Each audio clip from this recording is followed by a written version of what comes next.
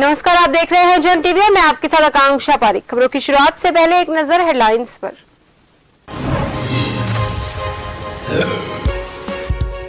CM Dhami के दिल्ली दौरे पर यूसीसी पर चर्चा को लेकर कांग्रेस उठा रही सवाल। कहा, जब केंद्र में आएगा यूसीसी तब राज्यों में होगी लागू। संसदों की बैठक आज।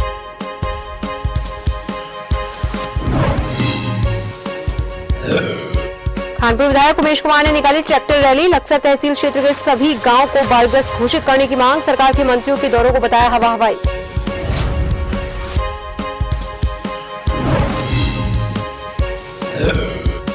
रुड़की में मशरूम उगाने वाली कंपनी में लोहे का एंगल टूटने से हादसा। 2 महिलाओं की मौके पर मौत, 4 महिला गंभीर रूप से घायल। कंपनी मालक मौके से फरार।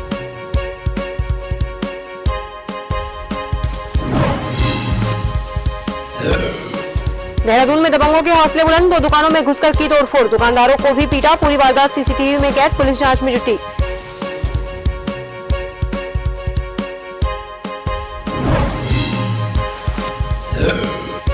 और उत्तराखंड के कई हिस्सों में बारिश से तबाही। भूस्खलन से बद्रीनाथ हाईवे बंद, आवागमन हो रहा प्रभावित। हरिद्वार में खतरे के निशान के ऊपर गंगा, 27 जुलाई तक का येलो अलर्ट।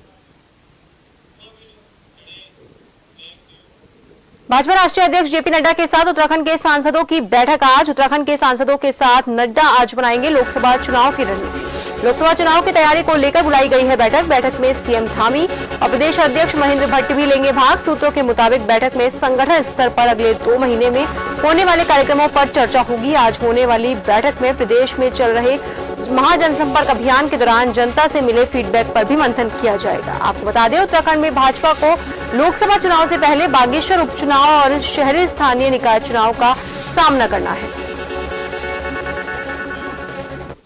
मुख्यमंत्री पुष्कर सिंह धामी के दिल्ली दौरे के दौरान यूसीसी की चर्चा को लेकर उठ रहे सवाल पर कांग्रेस प्रवक्ता ने भाजपा सरकार पर तंज कसा है।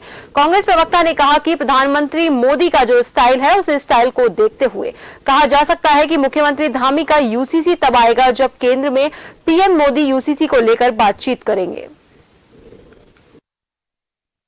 उत्तराखंड का यूसीसी आज त्रिशंकु बना झूल रहा है केंद्र और राज्य सरकार के बीच में। हर बार जितने बार मुख्यमंत्री पुष्कर सिंह धामी दिल्ली दरबार में जाते हैं हाजिरी लगाने, उतने बार यहां मीडिया के द्वारा एक गुब्बारा फुलाया जाता है कि वो यूसीसी पर चिंतन मंथन करने गए हैं, मंत्रणा करने गए हैं। जबकि सच्चाई यह है कि चमोली हादसे के बाद हाईकमान से अच्छी खासी फटकार लगी है। यहां उत्तराखंड भाजपा की जो इन हाउस फाइटिंग है, उसमें धामी के जो भाजपा के दुश्मन हैं, वो उनकी जड़ें उखाड़ने पर उतारू हो रखे हैं चमोली के करंट वाले हादसे के बाद से।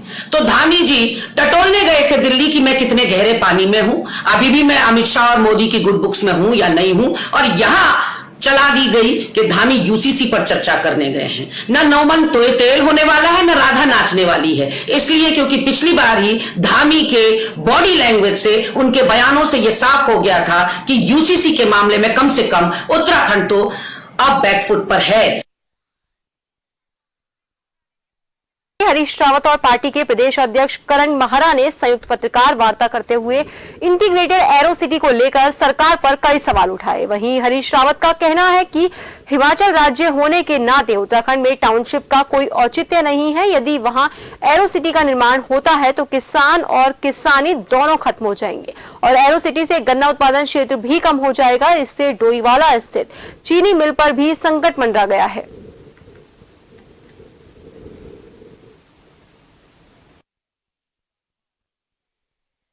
जो गन्ना उत्पादक क्षेत्र हैं और उधर बराक फार्म में जहाँ की जमीन भूमिहीनों के लिए और दैवीय आपदा पीड़ितों के लिए और महिला उद्यमिता के लिए हमारी सरकार द्वारा पहले से निर्धारित की गई है। तो ये अपने चहेते या अपने उन आकाओं जिनके धन से भारतीय जनता पार्टी समृद्ध है, जिनके हितों के वो संरक्षक हैं, उनको लाभ पहुंचाने के लिए इस कंसेप्ट को जनता के ऊपर थोपा जा रहा है। विनोद कंडारी की पहल का हर कोई स्वागत कर रहा है। दरअसल विधायक विनोद कंडारी अपने क्षेत्र के 10वीं के मेधावी छात्रों को समय समय पर शैक्षिक भ्रमण कराते हैं, जो कि एक सराहनीय कदम है। इस दौरान विधायक करीब 100 बच्चों को हर साल भारत के प्रतिष्ठित संस्थान, व्यक्तियों और जगहों से रूबरू कराते रहे हैं। विधायक की इस पहल का सीएम धामी भी स्वागत कर चुके हैं। टॉपर स्कूली छात्रों को भारत दर्शन करवाने वाले विनोद कंडारी उत्तराखंड के पहले विधायक हैं। इस साल भारत भ्रमण का कार्यक्रम 24 सितंबर से शुरू हो रहा है, जो लगभग 5 से 7 दिन तक रहने वाला है।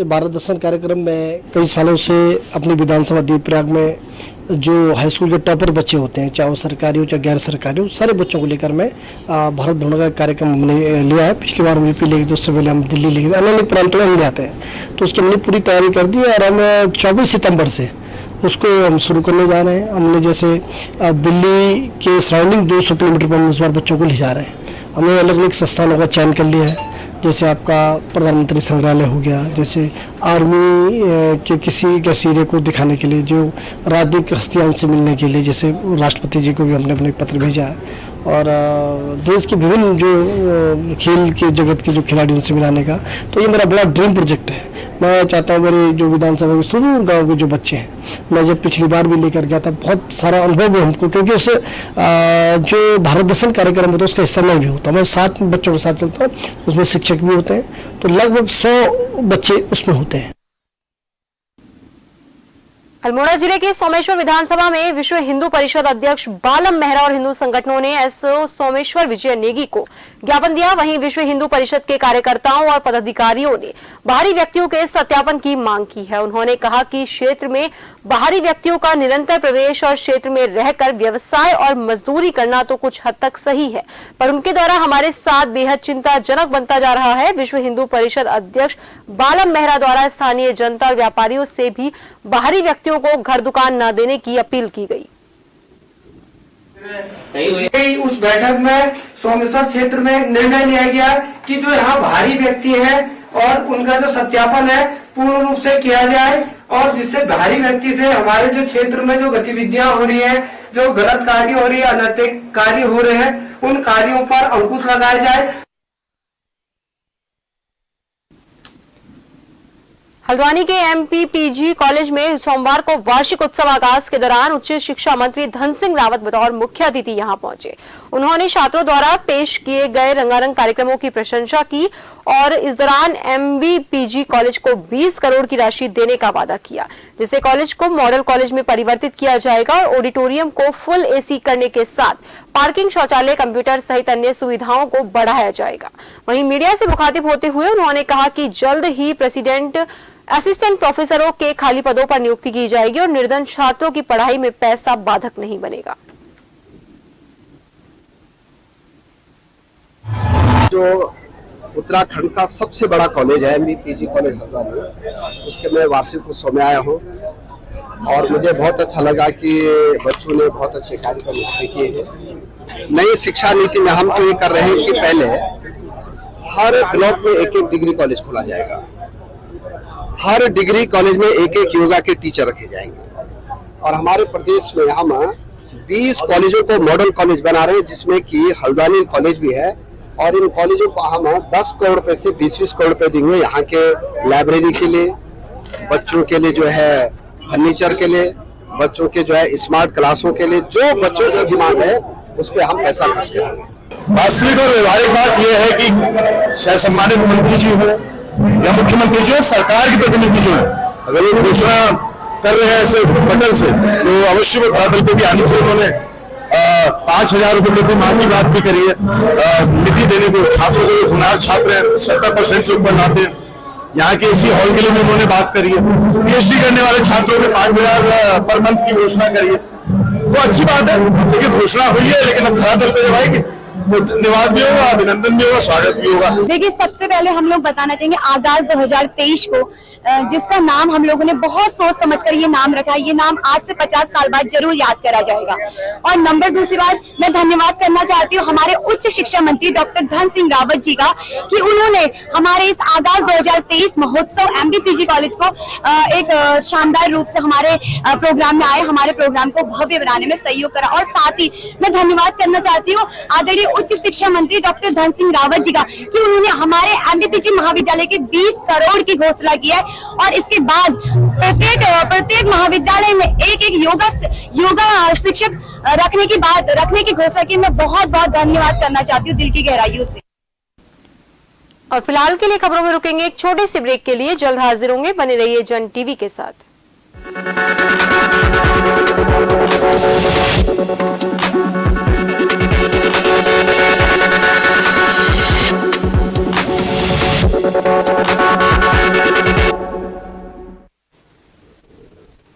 ब्रेक के बाद एक बार फिर से आप सभी का स्वागत है। बढ़ते हैं अगली खबर की ओर। विश्व की सबसे खूबसूरत जगहों में से एक है औली, जिस औली का दीदार करने के लिए हर दिन टूरिस्ट की आवाजाही होती रहती है। वहीं औली में एशिया की सबसे लंबी और सबसे बड़ी रोपवे का दीदार भी किया जा सकता है। आपको बता दें, आजकल पूरा औली मखमली घास और रंग बिरंगे फूलों से सज चुका है, जिस वजह से पूरा औली दूर से ही देखने पर बेहद खूबसूरत दिखाई दे रहा है। यहाँ आजकल कई प्रजाति के रंग बिरंगे जंगली पुष्प खिले हुए हैं, जिन्हें देखकर पर्यटक काफी आनंदित महसूस कर रहे हैं।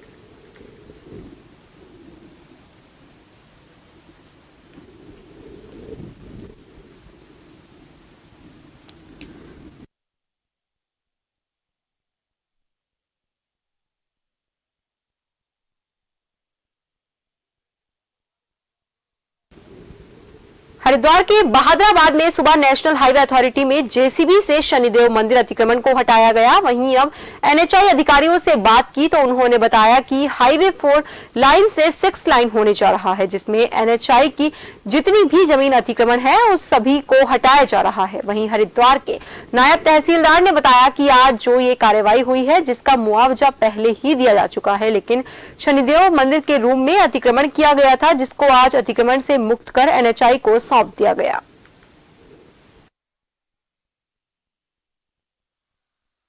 मतवलपुर मोहल्ले का 877 नंबर है ना, और इसका प्रतिकर हमने काफी पहले दे दिया था, जो उन्होंने ये उठा भी चुके हैं, उठा भी लिया, मतलब ले भी लिया ये अतिक्रमण है। और ये अब चूंकि 6 लाइन हो रहा है, जमीन तो पहले ही ले ली थी हमने, कोई नई नहीं ली है, इससे अतिक्रमण हटाया जा रहा है। एनएचआई है मुख्य जो, और तहसील से है हमारे नायतुल्ला जो बैठे हैं। नहीं, जो हमारा क्षेत्रफल हमने जितना प्रतिक्रिया दिया वो हटाएंगे, पूरा कवर करेंगे। ये पहले 2012 में एक्वायर की गई थी, जब हाईवे बन रहा था उस समय 2011-12 के आसपास। इसको अब ज़मीन भी एक्वायर की गई थी और जो पैसा था इसको सारा मुआवजा दे दिया गया था, क्योंकि इन्होंने उठा भी लिया था उस समय पर। तो ये आज की डेट में ये 4 से 6 लेन हो रहा है, जो अपना दिल्ली हरिद्वार हाईवे बन रहा है, उसमें ज़मीन की ज़रूरत है, उसको हटाया जा रहा है।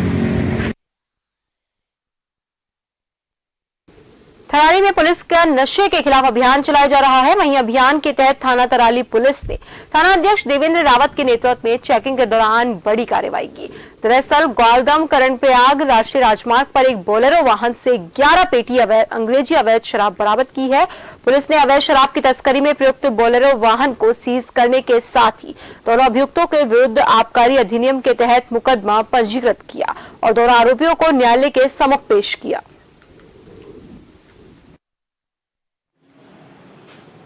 हाईवे पे जो है चेकिंग कर रही थी, तो उसमें सिमरचंद के पास मुखबिर सूचना मिली कि एक वाहन जो है बोलेरो वाहन में शराब, कुछ लोग शराब लेके जा रहे हैं। तो पुलिसारी की तरफ से एक बोलेरो वाहन आ रहा था, जिसको चेक किया गया तो उसमें 11 पेटी अवैध शराब की बरामद हुई। उसमें 2 आदमी, एक अभिषेक और एक जो है देवेंद्र नाम के 2 व्यक्तियों को पकड़ा गया। दोनों के खिलाफ मुकदमा कर दिया गया है और कार्रवाई की जा रही है। लोहाघाट क्षेत्र से लगभग 7 महीने पहले एक 16 वर्षीय नाबालिग छात्रा स्कूल जाने के दौरान अचानक से लापता हो गई थी, जिसकी तलाश पुलिस कर रही थी। वहीं जांच में पुलिस को लोहाघाट क्षेत्र के एक युवक के द्वारा नाबालिग छात्रा को बहला फुसलाकर भगा ले जाने की बात का पता चला। आखिर 7 महीने के बाद पुलिस को सफलता मिली। लोहाघाट थाने के एसओ मनीष खत्री और जांच अधिकारी एसआई कुंदन सिंह बोरा ने बताया कि पुलिस को जांच में नाबालिग और आरोपी के आगरा में होने का पता चला है, जिसके बाद पुलिस टीम ने आगरा जाकर नाबालिग छात्रा को सकुशल बरामद किया और आरोपी युवक नवीन सिंह अधिकारी हाल निवासी कोराटी को गिरफ्तार किया और आगे की कार्यवाही शुरू की। रसी करते हुए हम लोग 23 तारीख को यहाँ से माई टीम माई फोर्स के रवाना हुए थे और सुराग रसी पतारसी करते हुए जब हम लखनऊ आगरा पहुंचे तो आगरा में हमें ये दोनों एक होटल में काम कर रहे थे ऐसा बताया है और वहीं रह रहे थे पति पत्नी के रूप में। तो इनको हमने वहां से पकड़ के यहाँ ले आए हैं। बाद मेडिकल परीक्षण पीड़िता का उनके माता पिता को सुपुर्द कर दिया गया है और आवश्यक कार्रवाई हेतु नवीन सिंह अधिकारी जो इस मामले में अभियुक्त है उसको समय से माननीय न्यायालय पेश किया जाए। राजधानी देहरादून के दून विहार में कुछ दबंगों ने 2 दुकानों में घुसकर जमकर तोड़फोड़ की और दुकानदारों को भी जमकर पीटा। ये घटना पास में लगे सीसीटीवी कैमरास में कैद हो गई। वहीं पीड़ित की तहरीर पर पुलिस ने मुकदमा दर्ज करते हुए मामले की जांच शुरू कर दी है। पुलिस का दावा है इस मामले में जल्दी ही आरोपियों की गिरफ्तारी कर ली जाएगी। रात को 9:30 बजे उन्होंने 4 आदमी आए बाइक से और इन्होंने यहाँ हाथापाई करी। बस हम तो कोई साथ दुकान में बैठे थे, हम तो पता नहीं क्या हो रहा क्या नहीं। मारा था लगानी में मुझसे से जान जा पीछे भाग गए दुकान में। इन्होंने पता नहीं क्या करा, गल्ला खुल्ला क्या करा क्या नहीं। हम तो पीछे भाग गए थे, इन्होंने यहाँ गुंडा करके खंडे चली। रोड से भी मारा, रोड भी इसमें आ रही है, कैमरे में रोड भी चलाई थी। हम तो पीछे भाग गए थे 40-50 तक। ये परसों जो है एक कंप्लेंट आई थी जिसमें कि एक दुकान मालिक द्वारा यह बताया गया था कि उसकी दुकान है दून बिहार में और कुछ लड़कों के द्वारा जो है दुकान में घुस करके सामान फेंका गया। इस संबंध में जो है जो भी तहरीर उनके द्वारा दी गई है उस पर वैधानिक कार्रवाई की गई।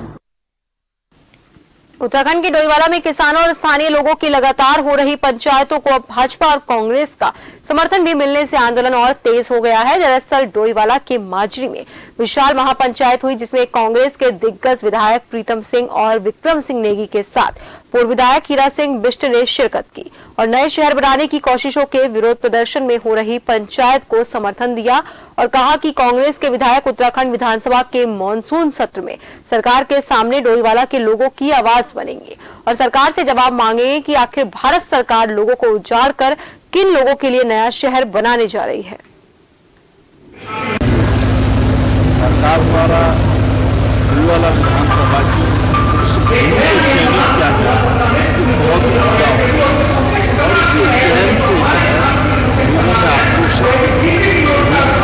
लगातार इसका विरोध कर रहे हैं और सरकार से भी कहना चाहते हैं।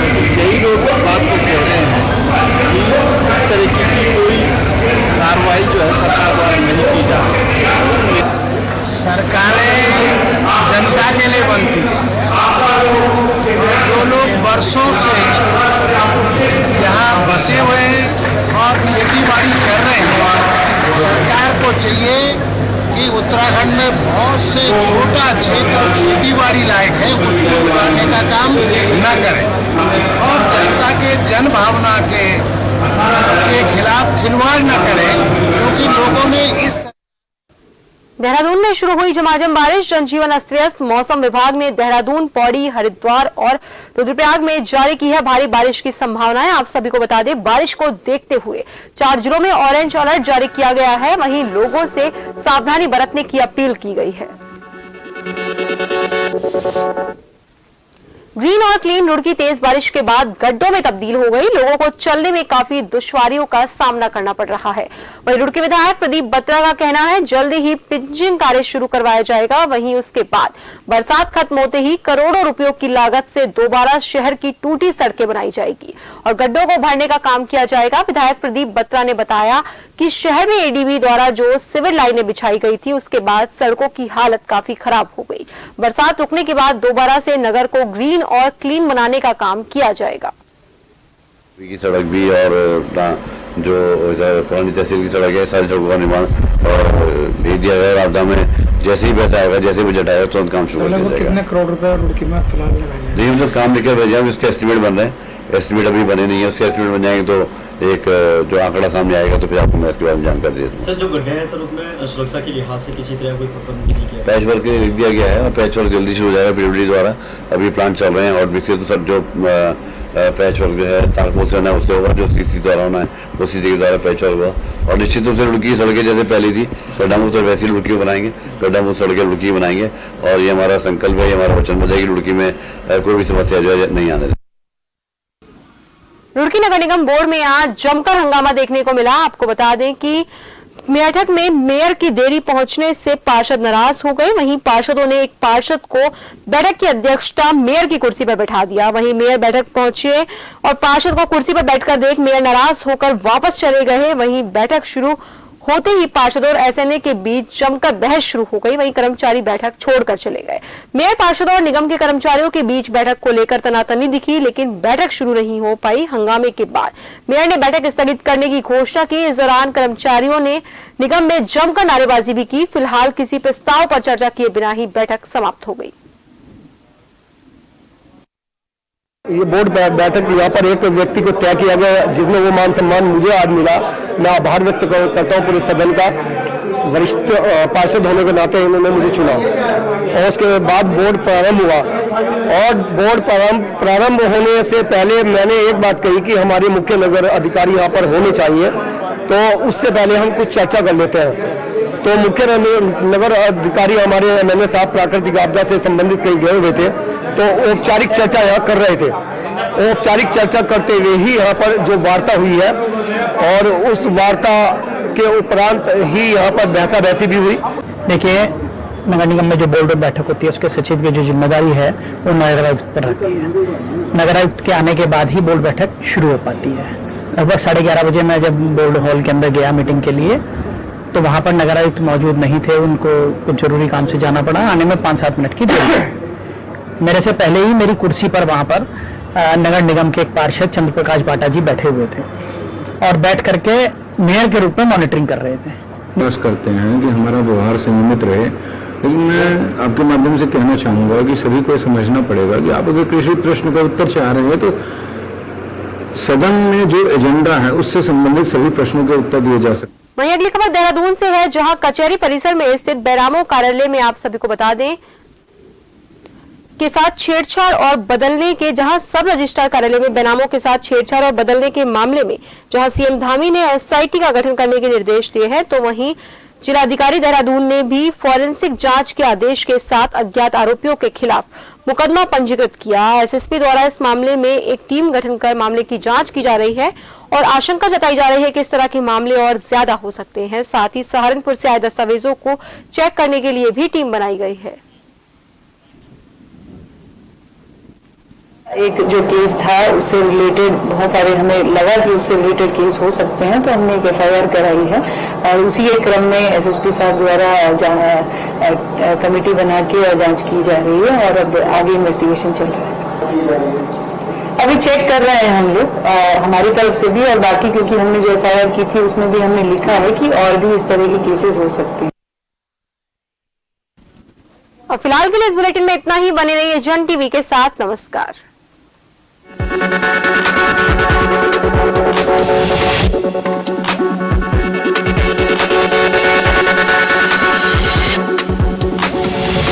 Thank you.